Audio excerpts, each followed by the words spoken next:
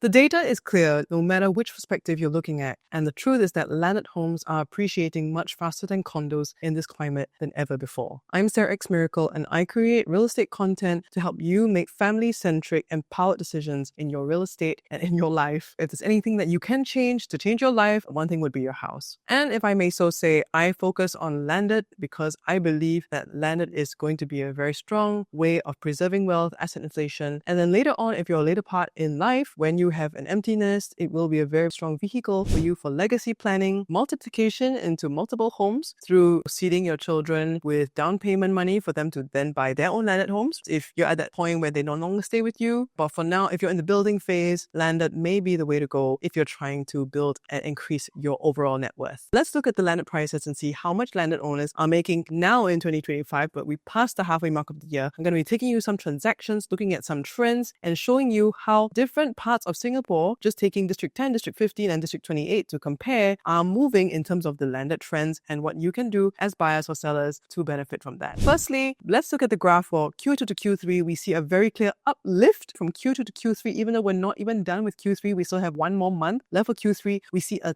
3.78% increase for landed compared to the 1.1% increase that we're talking about quarter on quarter, and quarter 3 for 2025 isn't even done yet. That's a 3.2 times uplift in growth compared to the condo market. If you were a buyer trying to upgrade, therefore, from a condominium into a landed segment, and this is, by the way, across all condos and all landed. We're not discriminating, and this all excludes new sales. So we're just talking about the resale market here. We're not talking about new launches. We're not talking about new builds in that sense. We are really talking about how the landed market is pushing up in a way that is going to surpass and be outpacing your condo growth. One thing to note is that if you really want to be making that shift into landed, there is no better time than now. I want to drill down now into the different districts because we have differences as well in districts. And I'm going to show you here this really interesting trend where you can see that for some odd reason, and for the first time in the last 3 years, we actually have the CCR, which I have just given a representation of District 10. We have District 10 prices and PSF going less than District 15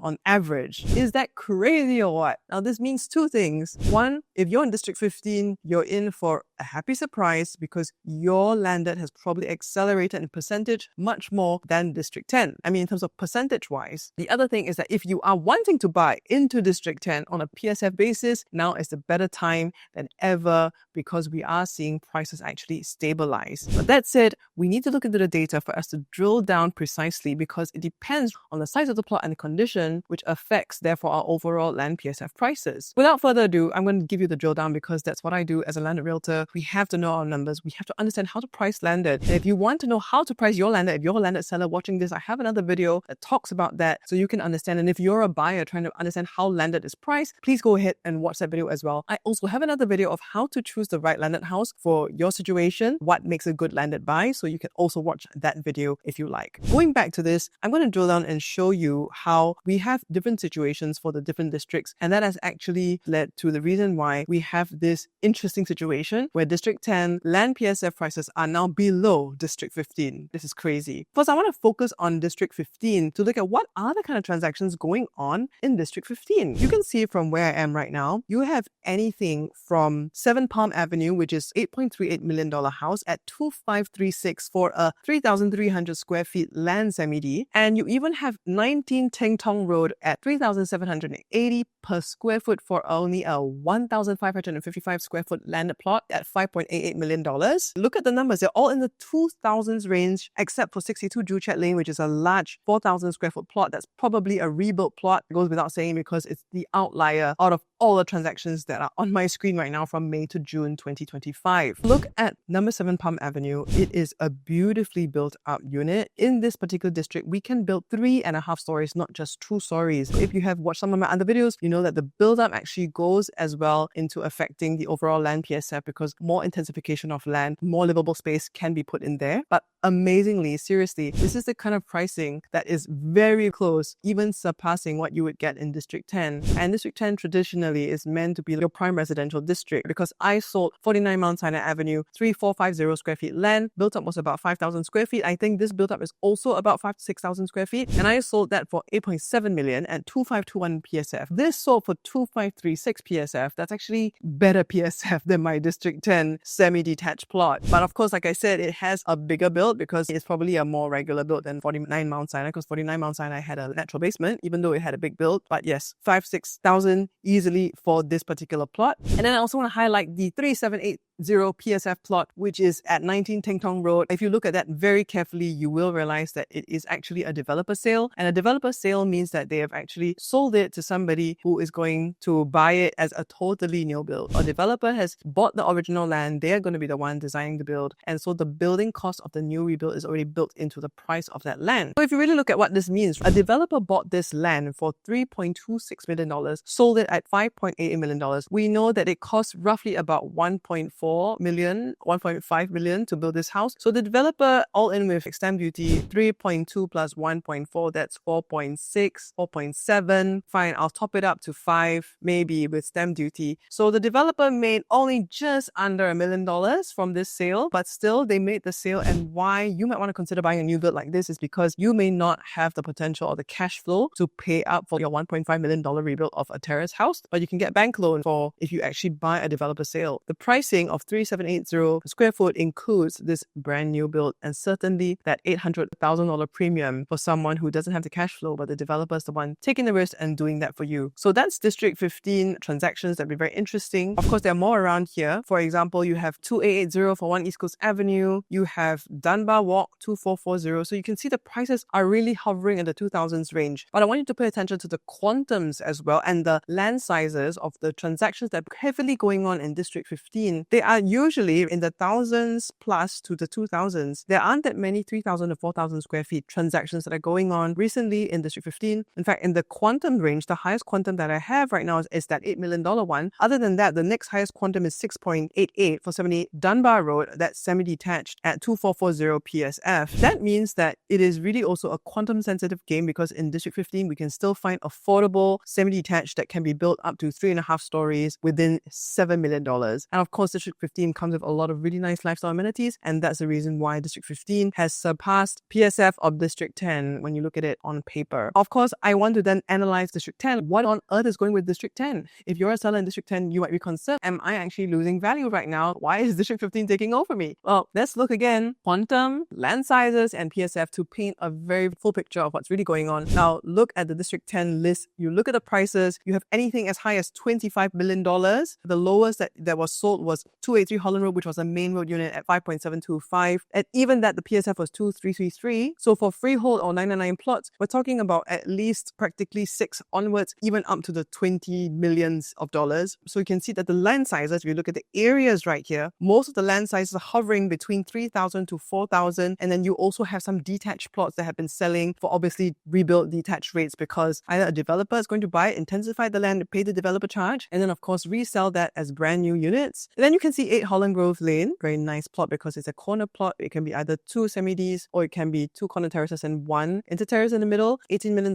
So rebuilt plot for this area is going to be around this 2123 price, especially for large detached plots that can be subdivided. Now 72A Garlic Avenue, that particular one, $18.7 million, an even lower PSF or even larger land size. Probably this is a more squarish plot and may not be able to be subdivided that well. So I think that the developers didn't really want to pay much of a premium for this, or it could be an owner that's just buying it to redevelop for themselves. Now look at the third transaction. That's our Jalan Jelita plot. Considering that our plot is only a 1.5 story semi-detached house and still needs intensification for A&A, at least about $1.5 million to put into intensify it to its full potential of 2.5 stories. We did sell this for a very good price at 2495 PSF at $8.8 million for 3,527 square feet of land. If you want to check out my home tour for 25 Jalan Jelita and you're wondering whether you can sell if you're watching this as a seller, I am going to be very happy to tell you that yes, we can. When you have a well-positioned plot, we price it right for the market, we can definitely achieve record prices over here. Going back to the rest of the transactions, I want you to just have a look at the kinds of houses that have also sold. For example, why is there a 1688 PSF that's also along the road? 5636 Avenue is along the main 6 avenues stretch, definitely commanded a bit less. 20 Namley Place, 1829 below 2,000 square feet. That was original 2-story semi-detached. And then I already talked about 283 Holland Road being again on the road roadside, but still respectable 2333 PSF, quantum 5.725. We also have a very interesting, another rebuilt plot, 33 Mount Sinai Drive. Now that as a house, I remember has been on the market for a long time. It was like 11 million, 10 million. It eventually closed for 9899 at 2531 per square foot. Very similar price to what I sold 49 Mount Sinai Avenue, which is just behind at 2521. So it shows you that market prices are going towards there for like move in, but not very new, semi-detached, 2.5 stories already done for you at the Mount Sinai area. That's going to be roughly the price that you get. And then I want to like just swipe down to some of the other transactions that are at the Duchess site, because you notice that some of the Duchess plots for rebuilt plots are already going for much higher. For example, 96 Duchess Road is also going for 2,500 plus PSF, but this is actually a 2-story old building. You see what I'm talking about. 96 Duchess Road is something that you're going to probably rebuild, but that particular area can be rebuilt into 3.5 stories with a basement. You can get for that land size probably a 10,000 square feet built in altogether. That is really significant, and that's why that particular area around the Coronation part, the 3.5 story mixed landed zone, that will command a higher base land price than if you're in the other parts of District 10, such as your Namli, your Wharton, your Mount Sinai areas. I also want to highlight another transaction which I contributed to, and that was 7A Mount Sinai Lane. That's $8 million at 3175 PSF, which is, you can see a breakout figure, because you can see the entire list over here are all the 2000s, but we did a standout breakout 3175 for a 2,520 square feet land of a semi-detached. That also proves that people do want a demand for already move-in condition structures, which this house was. It's very move-in, even though it's not new, but it was very move-in. And then yes, of course, my 49 Mount Sinai Avenue, that was also right up there, 2522 PSF for $8.7 million. And finally, to compare the OCR at District 28, I think you'll notice a very interesting trend, because in District 28, we do have 2,000 over PSF transactions as well. For example, you have 2973 PSF for 18 Luxus Hill Drive, and that is really quite new. But look at the quantum, it's only $4.8 million. And then you also have something like a big detached house going for $16.7 million at 2266 PSF, right, which is a very respectable number if you ask me. And even a massive plot, 31,000 square feet plot at Gerald Crescent for $22 million.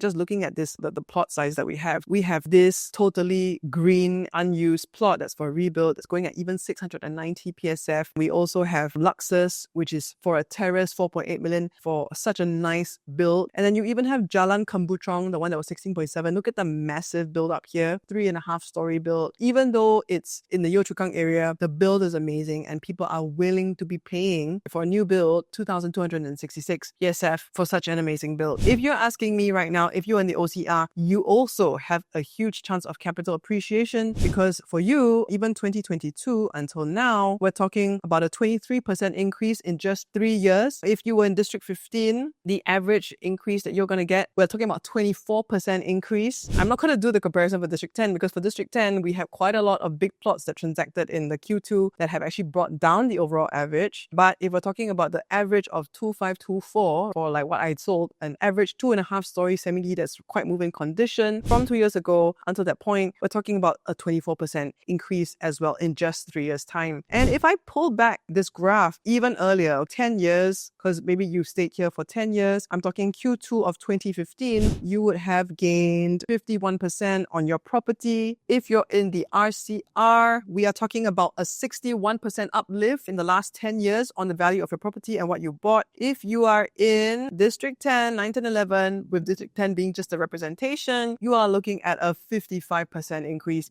So of course, if you look at all these numbers, RCR is the champion, but honestly, everything went up by more than 50%, and you have nothing to lose now if you're looking to sell, because you definitely have enough to work on either for your future ever-ready retirement fund or multiplication strategy, which you can watch in my video about how you might seed your children with down payments to help them to fund more landed houses. I just want to summarize for both buyers and sellers what we can do, because time is short. And I want you to know that right now we are in a situation of transit where we can truly see, for example, even the last Q2 to Q3, like that uplift and that divergence between condos and landed. So for buyers, if you're hesitating, you can hesitate no more. Sell off that condo and make that push. You still have time by the end of the year to make up for it and make sure that you actually get for this year's age. The thing is, I just need to illustrate this to you because it applies to me as well. And I'm also looking for a landed plot. Under financing in Singapore's 55% TDSR rules, every year you get your maximum loan tenure shrinks. So now I'm 38, my maximum loan tenure will be 27 years. If I wait next year, my loan tenure will be 26 years, and that same amount that I want to borrow will be spread out across less number of months. Right now, let's say prices just climb 5% in that year, which you can see that year on year already, quarter on quarter, we're even going up by 3% for landed. If things go up by 5%, I qualify for financing a $6 million home. You have a double hit, because not only will your house that you want to buy at $6 million be $6.3 million, the amount that you can loan and the percentage, the 55%, you might actually be outpriced because your mortgage will increase beyond that 55% that you could previously qualify for 75% of a $6 million loan. This is really serious, guys, because you're being hit on both sides. You are getting older and the price of land is going up. So the urgency, guys, has to be there if you are wanting to buy a landed plot. Don't delay anymore. You still have a few more months to sell off this current home that you have, as well as secure a bank loan. At least get a letter of offer, secure the bank loan, and get that within this year to make your landed buy. So if you want a consultation for you to really understand the numbers, I'm here for you. I can't do everybody's calculation online, but I can meet you for a one-on-one consultation where we can look into your finances, whether you are buying or selling. Because if you're buying, you need to really know your numbers so well, your CPF, your cash proceeds. Let's look into that in great detail and analyze what are the options that we have in the strategy that we can do, especially if you have two names. What should we do? Maybe you have multiple properties. How do we reorganize your portfolio so that we optimize it for your own stay as well as potentially one more for investment? And then if you're a seller, you will be very glad to know that after the dip in 2024, there was a bit of a dip in 2024 on the prices. Everything had a slight little dip, especially District 10. It was very obvious. So prices have rebounded and the market is back on a bull run. And so there's no better time to sell than now, because you can see that buyers are willing to put it down on the line to be part of that asset so that they can, for their families, have a place for their families to go, have a place for their families to really thrive, to be nearer to schools. Your season to move on and to leave a real legacy behind. I'd be really happy to have a chat with you